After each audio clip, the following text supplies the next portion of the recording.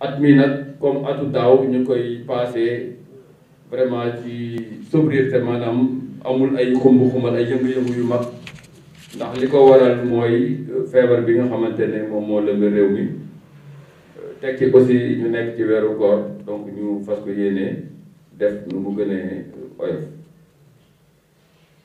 ñu koy def aussi ci contexte mondial boo xamante ne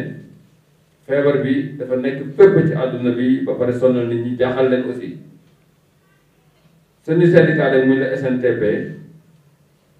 mi ngi xamal liggéeykat yi ne fa mu nekkoon démb fa la nekkaat tey nekk ci wetu liggéeykat yi nekk ci wetu entreprise bi pour que entreprise bi bañ a am benn sooxe maanaam ñu jouer pleinement notre mission notre rôle de sauvegarde des intérêts matériels et moraux des travailleurs. poste nag at bi fête bi dafa tombé ak jafe-jafe yu métti yoo xam ne ñu koy dund ci suñu kër gi ñu mun ci lim quelques jafe-jafe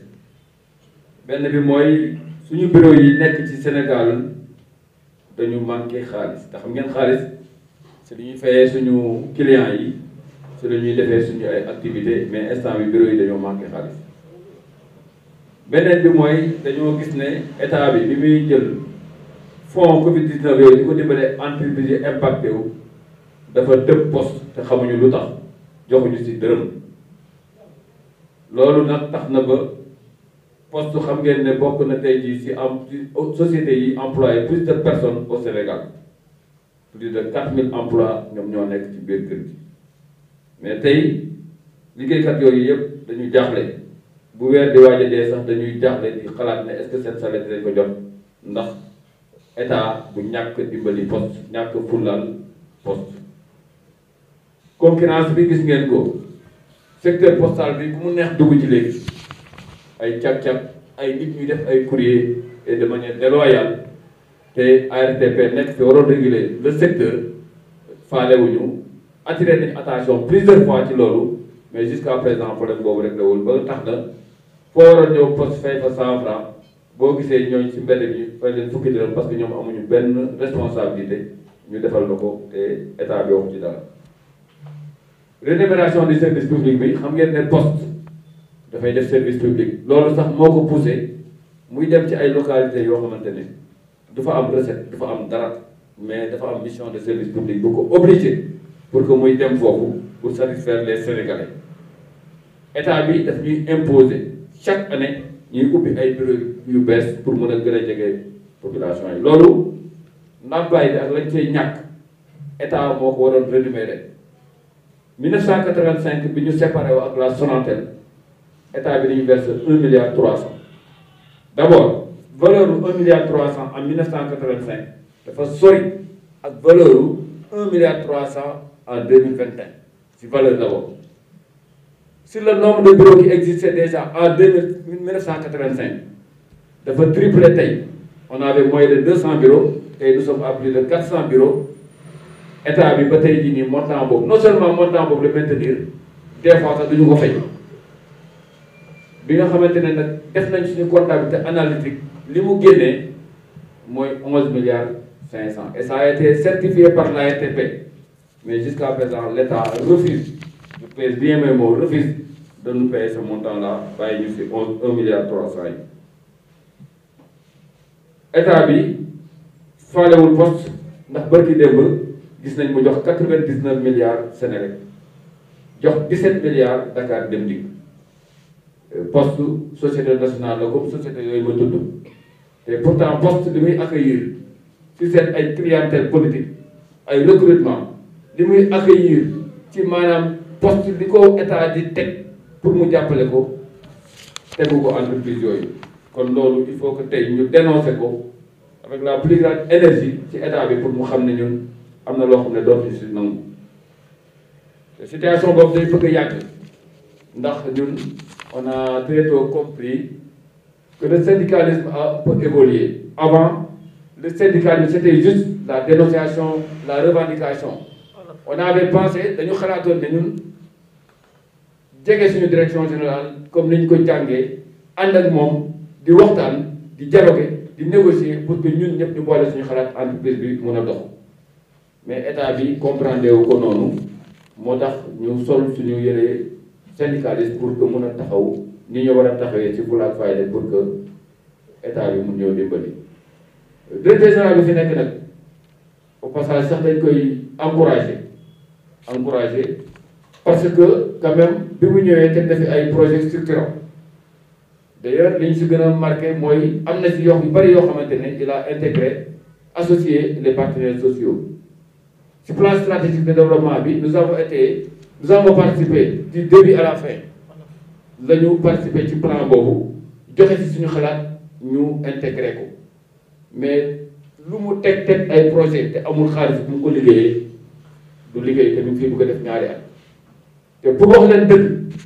moom bi mu ñëw entreprise bu nërmeelu la fekk entreprise bu bari jafe-jafe ak ay état financier cumulé yoo xam ne yëpp c'est déficitaire kon état moo ko waroon jàppale pour mu liggéey bu ko état jàppalewul du liggéey kon loolu aussi bëggoon nañ ko leeral di ko encourager di ko xamal ni ko ñun li ñu war a taxaw dinañ ko taxawee pour que liggéeykat yi bañ a sooxe comme ni ma koy waxee nag 4000 agents yi nekk poste seen emploi tey dafa menacé te loolu ñun liñ ci war a def war ko ci wax en tant que syndicat dañ ko def fas nañu yéene sax dajale 4000 employés ak seen i famille ñu dox ba ci palais ba pour wax ak Macky Sall xamalaa leen ko moom bu nee dafay créer ay jeunes ay emploi parce que dañoo génne taal dëkk bi emploi yi fi nekk mu menacé leen moom loolu nan la ko tuddee balaa ngay dem ngay ci créer emploi yi fi nekk da ngay fexe ba yooyu ñooñ ñu bañ koo ñàkk su ko defee nga doo si yokk mais mënoo à côté di créer emploi ba pare di nërmeel ay entreprise loolu duñ ko nangu te liggéeykat yi décidé nañ taxaw jàmmarloog moom pour que ñu bañ a perdre suñuy emploi suñu entreprise bañ a daanu. parce que mën naa ne bi mu séparé ak télécom yi en 1985 ba léegi nekkul ci jàmm doléance yi nga xamante ne moom la ñu wax li ñu plombé tey dafa bari mën naa ci cité li nga xamante ne moom mooy rémunération bi ñuy jox xam ngeen poste service public lay def booy def service public da ngay am obligation nekk fépp jege population yi ñu ngi ba fongale mi dinañ dem ci ay localités yoo xam ne dañ fay am ci recette du mën a fay sax gardien mais suñu mission de service public moo ñu obligé ñu nekk foofu état waroon ñu rémunérer di ñu jox 1 milliard 300 depuis 1985 mooy wax foofu ne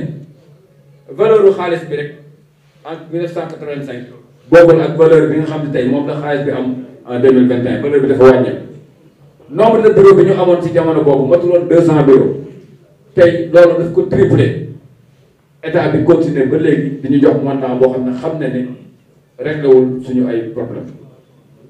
ñu waxoon ñu ne nañ ci xalaat ci la ñu defee comptabilité analytique bi jox ko ARTP bu certifié ko mu génnee 11 milliards 500 ñu déposé ko ci état bi jusqu'à présent état bi non seulement foofu la ñu téye si 1 milliard 300 yi mais am na si at yoo xam ne sax du ko versé dañuy daw si ginnaaw loolu la ñu wax ne mënatuñu ko xaar tey affaire bourse de sécurité sociale yi yéen a koy dégg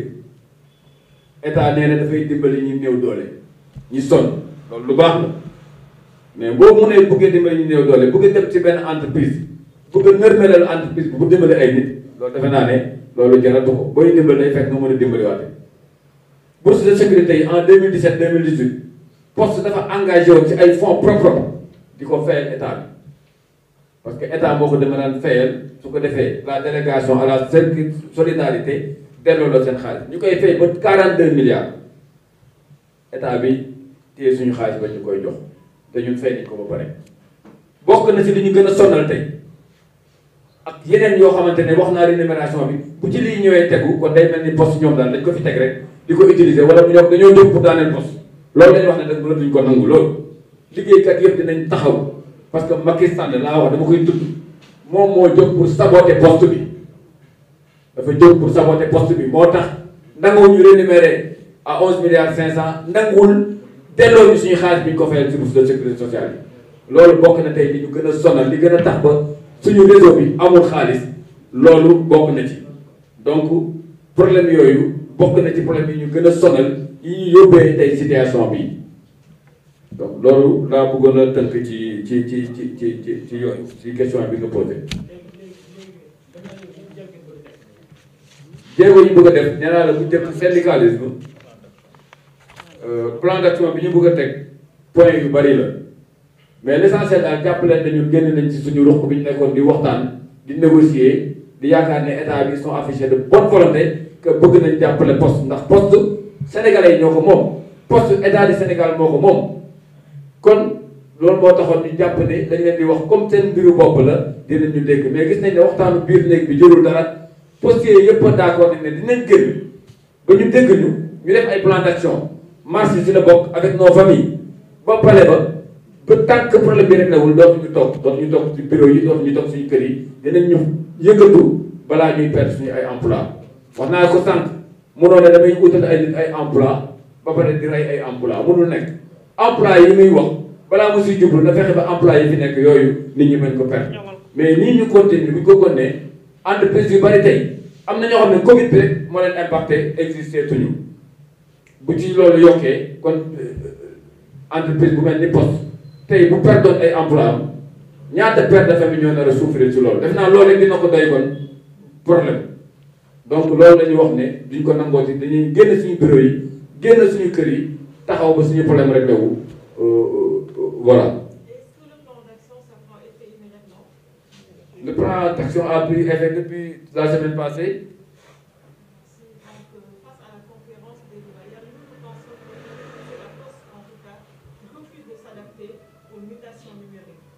Moi, je pense que ça, je ne suis pas d'accord avec vous, parce que nous avons tout fait. Nous avons fait des propositions. Je pense qu'il y a le plan stratégique de développement, vous n'avez pas lu, qui est un plan très ambitieux. Et je pense que c'est l'État qui tarde à nous accompagner. Si l'État avait tout mis en œuvre pour qu'on ait donc les moyens d'appliquer notre plan d'action, on serait la plus innovante, le plus développé du Sénégal. C'est l'État qui refuse de nous aider, de nous accompagner.